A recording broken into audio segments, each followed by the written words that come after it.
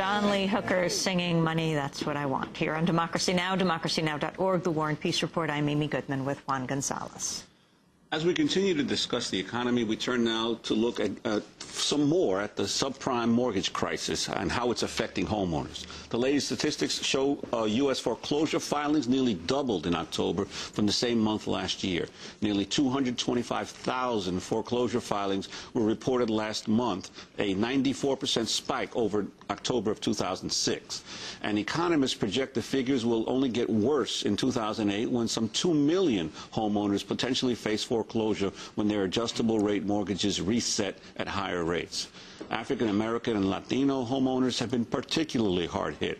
A recent study by Acorn found that upper income African Americans and Latinos were more than 3 times as likely as upper income whites to have a high cost loan. The Reverend Jesse Jackson has announced he plans to hold a march on Wall Street on December 10th to put pressure on corporations to address the needs of Americans who've been devastated by the foreclosure crisis.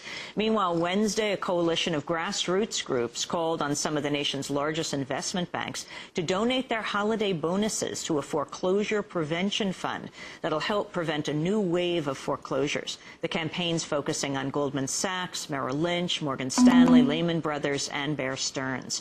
Mark Winston Griffith joins us here in our Firehouse studio. He's co-director of the Neighborhood Economic Development Advocacy Project, or NEDAP, Community-Based Financial Justice and Advocacy Center. Lionel Willett is also with us. He's executive director of Changer, that organizes with homeowners caught up in the subprime crisis. Let's start with you, Mark. Sure. Talk about the situation on the ground. Well, what we're seeing on the ground is what you've already described. That is, people are losing their homes at an epidemic rate. And we're seeing a discrepancy between what is happening to individuals and families and communities and sort of the response from government as well as the corporate bodies that were responsible for this mess in the first place. And so the demonstration that we had yesterday was really trying to call attention to the fact that Wall Street bears a great deal of responsibility for the foreclosure crisis and the subprime crisis that we face today, and that with responsibility comes accountability. And so the idea that the 5 largest investment firms should invest or donate, use whatever word you want to use, their money, put that money towards a rescue fund for homeowners facing foreclosure is a way to acknowledge this responsibility and accountability. Mark, I remember when we talked, I guess it was in February of this year, when I Sure. began writing a series of columns in the Daily News on the subprime crisis. And back then, people were saying, well, this is just the people who were the high credit risks, who were reckless in taking more loans than they could possibly afford to pay. It's not going to affect the rest of the market. Right. Now we're here like 7 months later, and it's an entire financial national crisis. This whole the attempt initially by folks to stigmatize the borrowers as the problem. Your reaction to that? Well, I think the problem is not individual. That is, it's not about individual borrowers. It's a structural problem. When you look at the fact that 1 out of 4 subprime loans is expected to go into foreclosure, that tells you that there's something wrong with the system, with the product, with the whole enterprise of subprime lending. And so something has to be done to change that, not the practices of individual borrowers, but the underwriting, the lending practices that have put these people in that position in the first place. Lionel Willett, you organize homeowners. Tell us some of their stories. One of our members, a Latina, first-time home buyer, 760 credit score, which should make her eligible for the best loan products out there. Got a subprime 228, which is a loan that was fixed for 2 years, adjustable for 28. And with a balloon payment, 760 credit score should have the best product available. She lives in an apartment and not even in the house because she can get an apartment cheaper and still have extra money to help pay the mortgage on the house that she owns. And she's hoping to refinance to do something before it adjusts in 2008. Now, when you say 228, can you explain? And these interest rates jump phenomenally, right? Can you talk the difference, what it means in terms of an actual payment suddenly after 2 years? It can go from $2,300 up to $3,400 to $3,800 to $4,100. It can double. $4,100 a month. $4,100 a month, yeah. And when you say a balloon payment, Balloon payment means that you pay in 5 years, 10 years, or 12 years, depending on the mortgage. You could have a payment of $180,000 come due, or the entire balance of the loan. Mark, tell us some of the stories of the people that you're organizing with. Well, the thing about NEDAP, that is my organization, is we work with a range of organizations that are engaging homeowners on a variety of levels. That is, foreclosure prevention and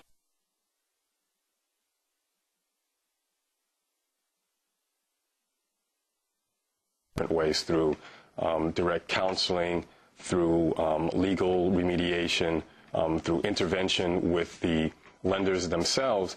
And so, you know, on a regular basis, we're hearing these stories of how people have essentially been duped into these very just shady loans, shady products. And, you know, it's coming from all ends. And so when I hear people talk about, you know, the personal responsibility of the borrower, it really sort of, it gets us all upset, because we know that, again, it's a structural problem. And the other thing, that you've also had several conferences, or attended several conferences, in terms of getting legislative action to help a lot of these homeowners. And I know Senator Schumer in New York and others have talked about finding some way to help people stay in their homes.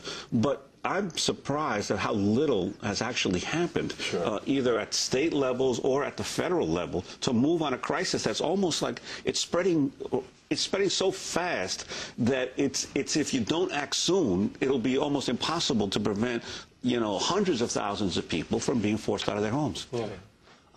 Lionel?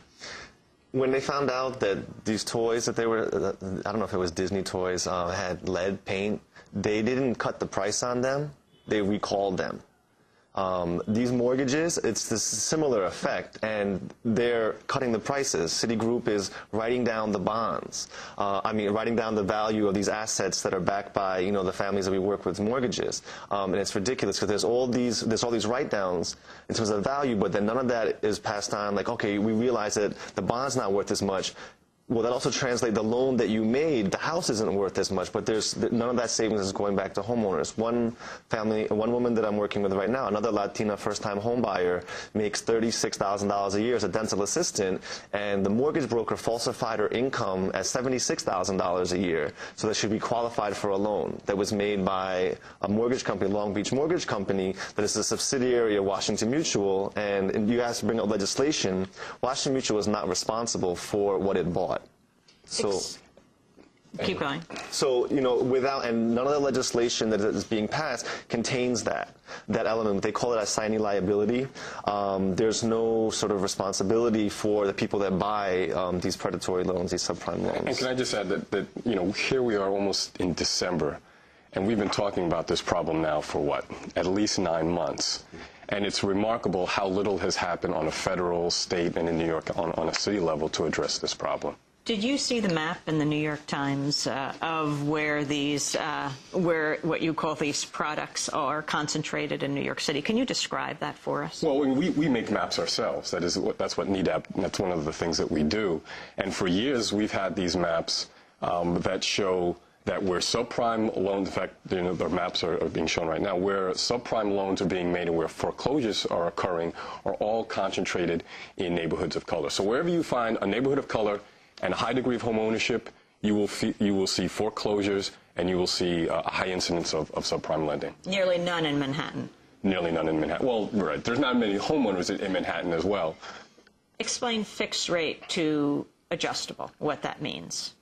Well, a fixed rate loan depends on the term. Like most people when they say fixed rate, they think that they're getting they're going to have the same payment every month for the total length of the 30 years of their mortgage.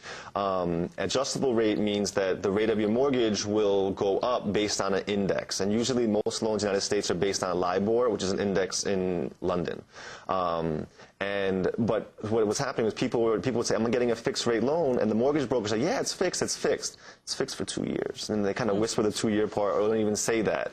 And so people, you know, it's not just it's a housing crisis. We've always had a housing